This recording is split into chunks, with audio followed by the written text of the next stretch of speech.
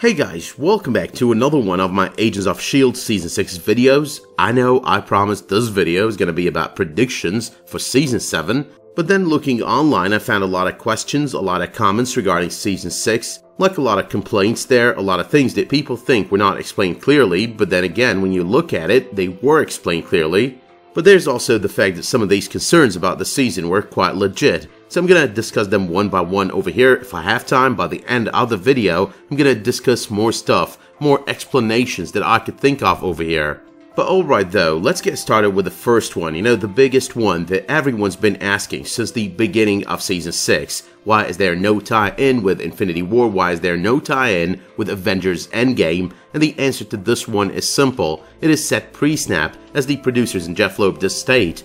Now the next question that comes up when you give this response is, how is it set pre-snap when the end of Season 5 was pretty much very close to the snap, like minutes before it, hours before it, maybe at best a day before it, and this season had a 1-year time jump? Now the answer to this one is really simple. I mean, it's not really pre-snap, that's the technical term that they are using, but it's not really pre-snap.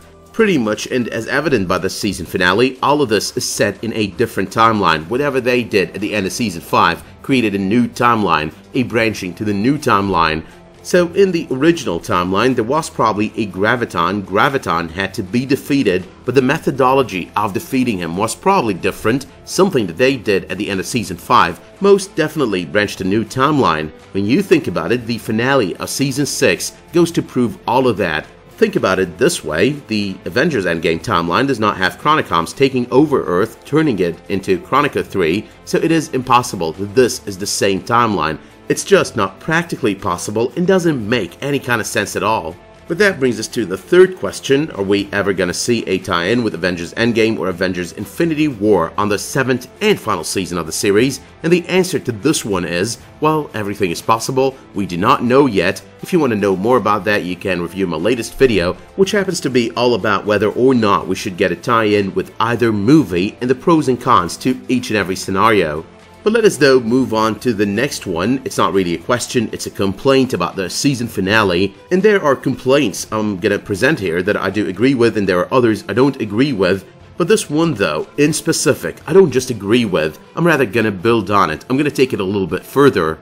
Now the issue over here is all about, the weak writing represented in Izel depending on chance in order to bring about someone who's pretty much gonna reanimate the monoliths for her. That's pretty much Flint, that's pretty much depending on Mac and Yo-Yo and their fears. And I totally agree that there was weak writing there, but it's not about that part in specific. Here's the problem with all of this. Now the real issue over here is that based on what she presented us with over the course of the final few episodes of the season, she was not really supposed to need Mac and Yo-Yo for that, because she did state that 1. The creation monolith will help someone create whatever they imagine. 2. It's only different for humans because the first thing their minds jump to, the first things that they imagine, are basically their fears. And 3, that the creation monolith could pretty much create anything that you imagine, not just people, but anything that you could imagine, evident by the fact that when they created Flint, she told them that she believed that they would recreate the monoliths for her instead of bringing about Flint. I thought your friends would bring me the monoliths. Instead, they brought me you. You can build them.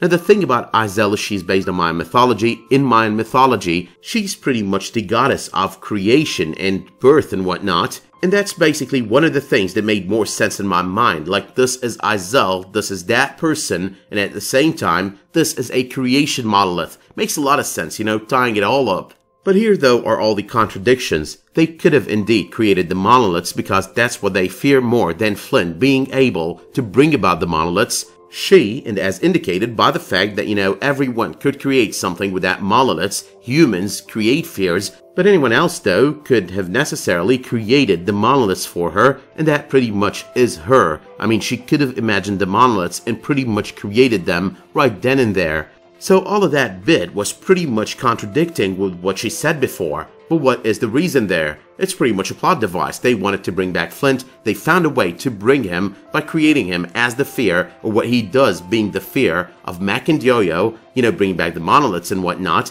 And that's pretty much what they did it for. They were blinded by the secondary objective. They pretty much ignored the statements that they made before.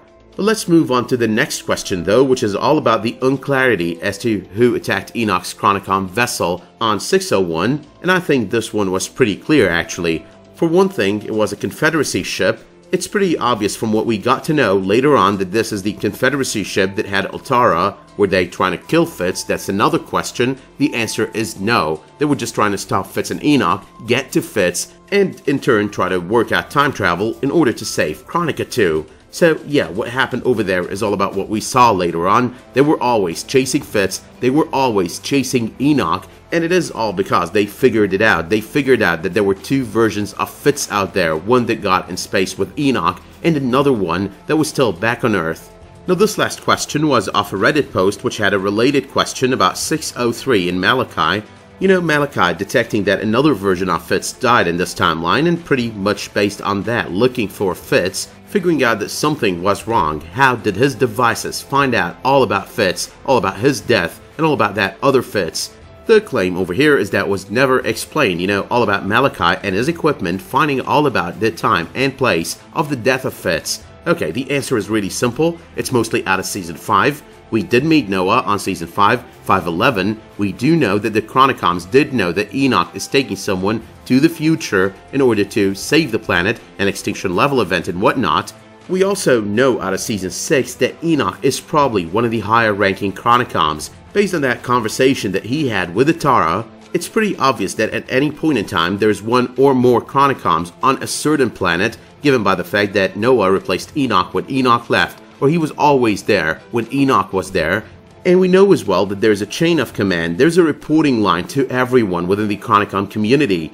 So yeah, he probably reported everything about the visions of Robin, he probably reported everything about sending the team to the future through the Monolith, and he also pretty much reported that he was traveling to the future, you know, with Fitz. And probably there was another anthropologist, a Chronicom anthropologist out there when Fitz died, who kind of reported that to the Chronicoms. So yeah, there was probably a source of information. It's pretty obvious from everything that we know. Might not have been explained flat out, but nonetheless, it is one of those things where you've pretty much got to put one and one together. But I'm going to circle back to this Reddit post in a moment, and I'm going to take another question out of a Screen Rant article. How did the Chronicoms take over the Lighthouse so easily? Now I think the answer to this one is quite easy, it kind of relates to the very previous answer that I gave over here, because you've got Noah who stayed in the Lighthouse, you've got Enoch who did stay in the Lighthouse in present day, like 2018 present day, so they know all about the Lighthouse, the blueprints of the Lighthouse. They've also got their observers, their watchers, you know, their anthropologists who pretty much know everything about these agents, know how they act and know how to defeat them, and they pretty much as well have got the memories of Fitz and Simmons, the details of how they think, so it was kind of easy. I mean, that was kind of explained as well on none other than the finale of the season by none other than Fitzsimmons themselves. Now the next question that a lot of people have been asking, some people have already answered that question, is what year are the team in by the end of the season? And it's pretty obvious from the state of the Empire State Building that this is either 1930 or 1931, and all of it kind of coincides with none other than the Prohibition era, evident by that statement made by Daisy about drinking.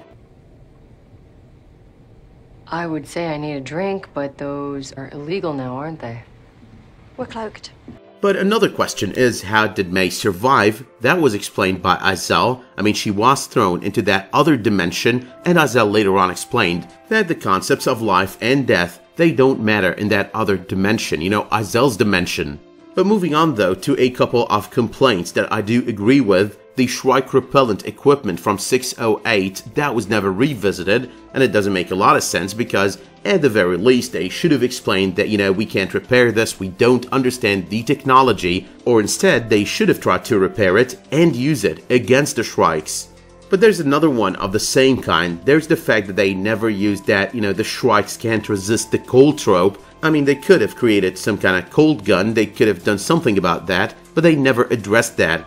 I do agree with this one as well. I mean, it's the show's way to make things more difficult for the team, to kind of spice things up, but they shouldn't have gone there, they shouldn't have done that unless they plan on delivering on this, kind of sticking to this trope, to this plotline and plot device. But circling back to claims and questions, claims I don't agree with, there's all the talk about butterflies amounting to nothing because it had concepts and ideas of reincarnation, and none of that came true. None of all of that came into effect.